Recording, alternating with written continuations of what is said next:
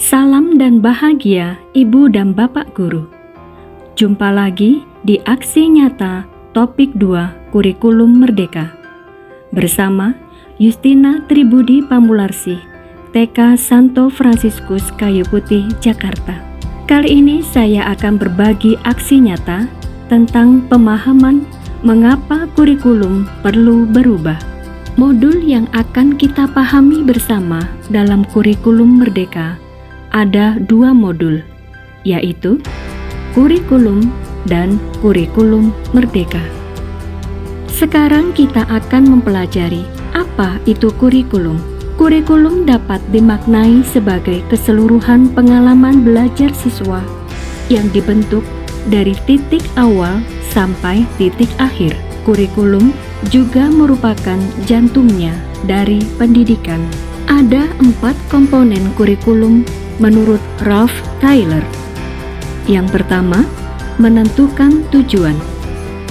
Yang kedua, menentukan konten. Yang ketiga, menentukan metode atau cara.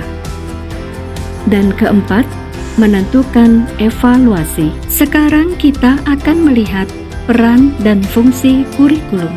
Kurikulum adalah salah satu komponen penting dalam sistem pendidikan nasional.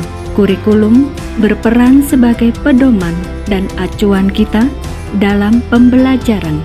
Maka, fungsi kurikulum bagi guru adalah untuk memandu proses belajar murid.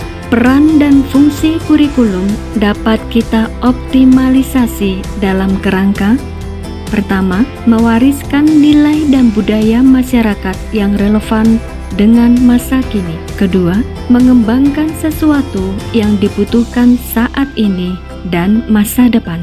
Tiga, menilai dan memilih sesuatu yang relevan atau kontekstual sebagai kontrol sosial. Mengapa kurikulum perlu berubah? Kurikulum memang perlu berubah. Mengapa? Kurikulum harus selalu berubah agar sesuai perkembangan zaman. Kurikulum tidak dapat dipergunakan dalam satu waktu terus-menerus karena dunia terus berubah. Selain itu, kurikulum juga harus mempertimbangkan untuk memenuhi kebutuhan belajar murid dan menyiapkan generasi yang akan datang yang visioner dan mampu memandang ke depan. Kurikulum yang baik adalah kurikulum yang sesuai dengan zamannya dan terus dikembangkan atau diadaptasi sesuai dengan konteks dan karakteristik peserta didik demi membangun kompetensi sesuai dengan kebutuhan mereka kini dan masa depan. Seperti ungkapan Ki Hajar Dewantara, pendidikan menuntun segala kekuatan kodrat yang ada pada anak-anak, agar mereka dapat mencapai keselamatan dan kebahagiaan yang setinggi-tingginya, baik sebagai manusia maupun sebagai anggota masyarakat. Bagaimana mewujudkan kurikulum yang berpihak kepada murid? Untuk mewujudkannya, kita perlu melibatkan peran orang tua, masyarakat, dan sekolah, yang disebut juga sebagai 3 pilar pendidikan. Maka, pada saat merancang kurikulum, kita harus menempatkan kebutuhan, pendapat, pengalaman, hasil belajar, serta kepentingan murid sebagai pengembangan kurikulum. Karena kurikulum dirancang untuk kebutuhan murid. Bagaimana kita mengadaptasi kurikulum? Kita perlu melihat di mana sekolah kita berada dan perubahan apa saja yang ada di lingkungan sekitar kita. Hal inilah yang menjadi alasan kita untuk mengadaptasi kurikulum ke dalam kurikulum operasional satuan pendidikan atau KOSP. KOSP harus bersifat dinamis, artinya dapat diubah sesuai perubahan dan perkembangan budaya dan zaman. Kurikulum tidak hanya dipengaruhi oleh faktor geografis, tetapi juga faktor budaya dan sosiologis. kurikulum terus dikembangkan atau diadaptasi sesuai dengan konteks dan kebutuhan murid. Sebagai pelaksana kurikulum, guru merancang dan melaksanakan pembelajaran dengan menggunakan prinsip pembelajaran. Apa saja prinsip pembelajaran yang berpihak pada murid? Pertama, mempertimbangkan kebutuhan capaian belajar murid. Kedua, membangun kapasitas belajar murid menjadi pembelajar sepanjang hayat. 3. Mendukung perkembangan kognitif dan karakter murid. Keempat, menyesuaikan konteks kehidupan murid. Kelima, mengarah pada masa depan yang berkelanjutan. Sekarang kita akan melihat apa itu capaian pembelajaran. Capaian pembelajaran merupakan kompetensi dan karakter yang ingin dicapai setelah menyelesaikan pembelajaran dalam kurun waktu tertentu. Capaian pembelajaran memuat dua hal utama, yaitu kompetensi inti dan kompetensi esensial, dengan tujuan mendorong proses pembelajaran yang mendalam pada murid, sehingga guru memiliki ruang untuk mengembangkan kompetensi setiap murid. Lalu bagaimana proses belajar dalam mencapai capaian pembelajaran? Hal itu dapat dilihat dalam siklus pembelajaran inquiry, yaitu rangkaian pembelajaran yang menekankan pada proses berpikir secara kritis dan analitis untuk mencari dan menemukan sendiri jawaban dari suatu masalah yang dipertanyakan.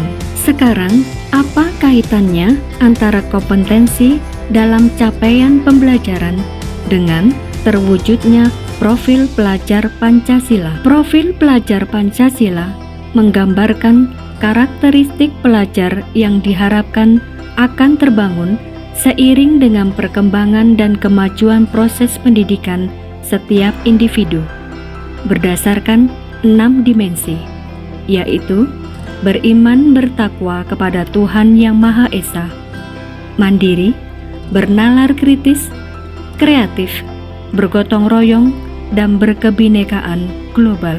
Profil pelajar Pancasila merupakan karakter dan kompetensi yang menjadi fokus sistem pendidikan nasional.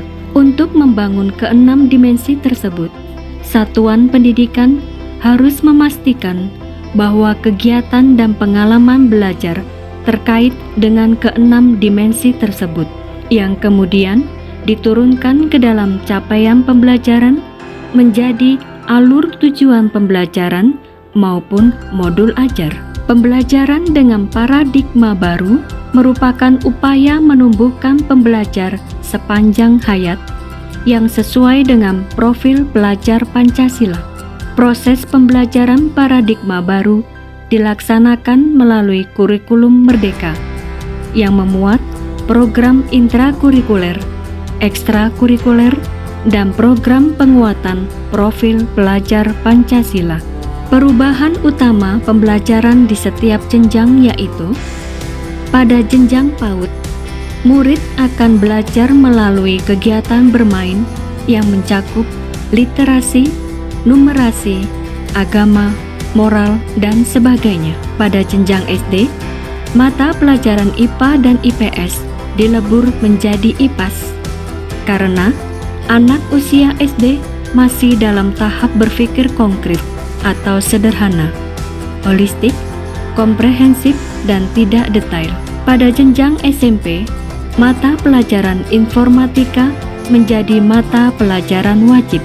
Pada jenjang SMA, murid lebih disiapkan kepada minat yang menunjang pilihan pendidikan pada jenjang berikutnya, sehingga pembelajaran dibagi menjadi pelajaran umum dan program peminatan. Pada jenjang SMK, dapat mengambil kelompok mata pelajaran vokasi dan prakarya yang berkolaborasi dengan industri sekitar. Sekolah luar biasa.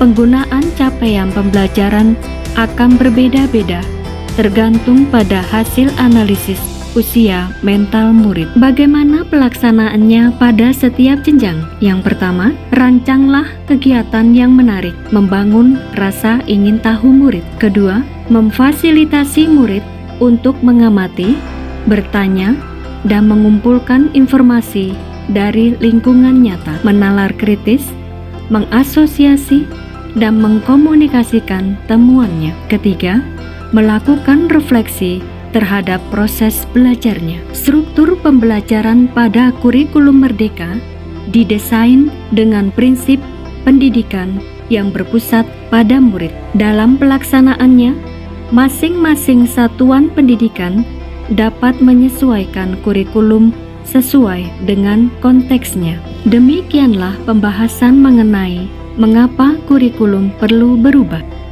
Terima kasih, semoga bermanfaat. Tuhan memberkati.